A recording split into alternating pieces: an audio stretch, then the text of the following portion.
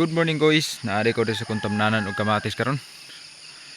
Ako ani singi surbe Domingo karon.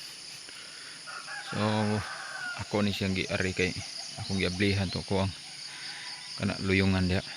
Trapalan ko na kay grabe yung ulan. Yang kini dire mo ni atong nataurag plastic gahapon. Nurot na ni siya rig duha ka roll. Dire wala pa mataore. Papoy gamay di ani nga tawranan. So ugma na lang po ni puhon Lunes. Ato din ni gikoral og nit ato ang tamnanan kay pura buyag ubay-ubay pong manok akong iyaan. Mao ni diri na mo kilid sa area sa akong iyaan. Yang balay. Ni daghang kay ng manok so di magsilbi gud og di na to koralon og nit ning kuan. Tamnanan na itong kamatis kay prabuyag ubay-ubay sad ang manok. Hotdon ra sa manok kung kaon na itong kamatis.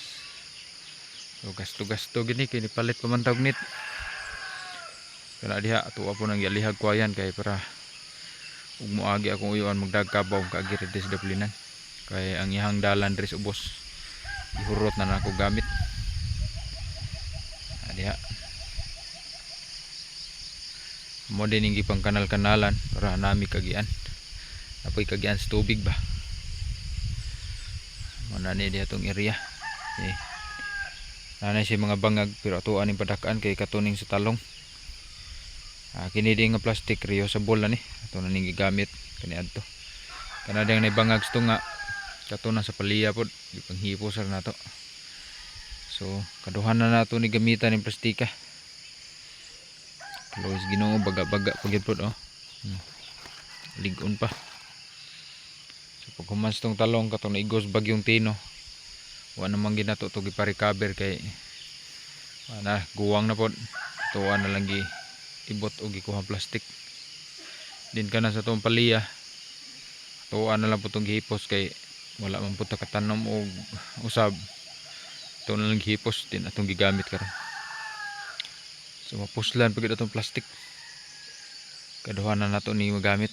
Kini aton lang ning padak-an og bangag. Ato ni padakang gagmay kini mga bangaga. Kana gagmay. Tuwar na pang usban diha. Importante do na plastic di na ta magsigiguna. Makapangita na po ta og laing project basta naka-plastic ta.